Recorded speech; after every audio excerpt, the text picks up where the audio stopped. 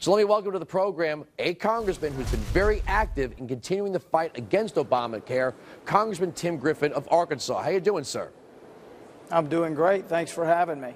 Investors Business Daily has a piece out today on the trend of hospital group layoffs. And I saw in your home state, let me go right to the piece here, that Baptist Health of Arkansas is about to lay off 2.5% of its total workforce. That's not good for jobs. That is exactly right. And if you look in the press release that they put out, part of the explanation for the layoffs was attributed to the regulatory environment, the overregulation. And ultimately, look, for a long time, we talked about what would happen, right, when Obamacare was implemented. We predicted this and that. You had pundits saying these jobs are going to be lost and these costs are going to go up and your insurance is going to go up and you're going to lose your insurance. We don't have to guess anymore. That's what's changed. This is no longer talking about the future and how this all will play out. Because now, as I get my clips one at a time, the articles one at a time, and I read them on my BlackBerry, and every day, every single day, there is a headline from a legitimate news source saying business closes down because of Obamacare, layoffs because of Obamacare, more part-time workers and less full-time workers because of Obamacare. It goes on and on and on. So we no longer have to guess that about whether this is going to have a negative impact. We know it's killing jobs. We know it's hurting businesses and job creators. And as a result, it's hurting workers, it's hurting families. And so, when the president said, hey, why don't we delay this for a year, the employer mandate? I stand up and say, well, hey, I appreciate you finally admitting that this law is a burden. Now, I don't like the way you're doing it because I don't think you have the legal authority to do this. And by the way, if he had any question about the legal authority, he should have just called Congress. But my bill, all it does is exactly what he wants to do. Postpone, delay the employer mandate for 1 year. That's it. The worst that was said about my bill is that it was redundant and unnecessary. Seems to me if you have any question as to whether you're following the law and the Constitution, maybe we ought to go with a redundant, quote, unnecessary bill like mine to make sure that we're doing it right.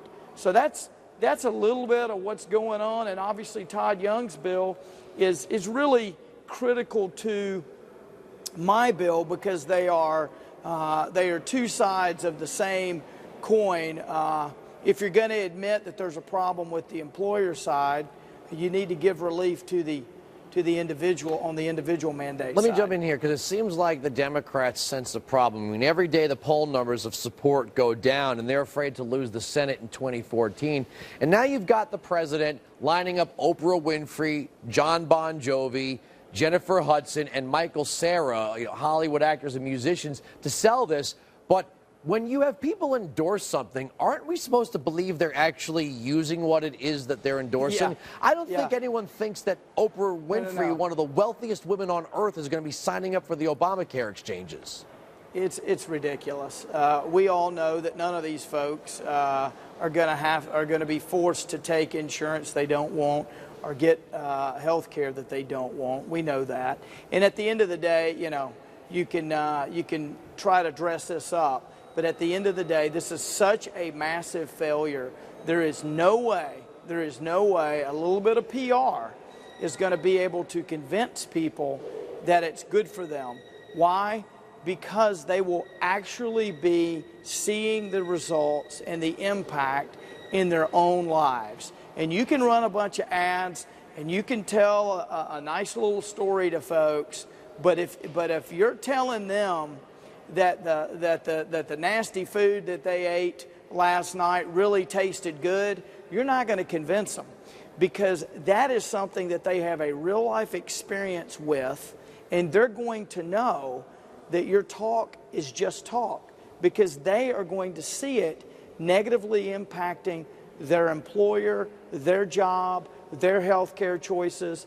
And so, you know, of course they're going to try to do that, but I'm telling you, I hear from constituents every day, and it is a nightmare. Well, it is let me ask you this. Absolute nightmare. Who do you think, because these things seem to come out of some mystery wing in the White House, who do you think it was that gave the whisper for the employer mandate to be delayed a year? Valerie Jarrett, who do you think? Well, clearly, I have no doubt that Treasury was involved, that HHS was involved. Let me be clear. I don't have any specific evidence, but having worked in the White House myself, I was deputy political director in the Bush administration for President Bush. I know the way these decisions are made. Let me put it this way. I wouldn't be surprised if this was a collective decision where you had White House staff in the room, OMB, Treasury involved, HHS. We don't know the specifics yet. Be real clear about that. But these are the type of decisions. These aren't made willy-nilly. These are well thought out decisions that have a very significant political component to them. And I guarantee you the people at the highest levels were involved. And I also guarantee you that this was not done. This process was not a last-minute process. I guarantee you. How come none of the Republicans are coming back at this when the Democrats say, well, we have to do this, the free market failed? We haven't had a free market in health care for over 50 years. And I see very few Republicans actually speaking of what a free market would look like. They just keep saying, the American people don't like this. Instead of saying, look, we haven't had a free market. We tried it our way. We haven't tried it our way in over 50 years. Well, you know, I don't know. Maybe you ought to have me on here more because I talk about it all the time. Let me just say this. I believe that, for example, competition across state lines is a fundamental principle where insurance companies can compete across state lines. For example, if I'm living in Little Rock, Arkansas, which I do, and I'm shopping around for insurance, instead of having 3 or 4 or 5 insurance plans, if you could buy insurance and compete across state lines, there would be hundreds, if not thousands, of insurance plans to choose from. I could say, well, hey, I really like that plan that's in Oregon, or I really like that plan in Iowa, I really like that plan at wherever. And that would be one step to get more of a true market. Some of the things that we've talked about doing, where you have a premium support type situation with Medicare reform, that would be a way of getting more of what I call patient-centered, patient-driven choices in healthcare, as opposed to this one-size-fits-all healthcare system that we're creating. And let me say this: as we go forward into this century, we are seeing people organize themselves and interact in a bottom-up, grassroots network kind of way. It's interesting when we're seeing that work with social media and so many other organizations in this modern age of innovation. When we're seeing that work, what does the administration come up with?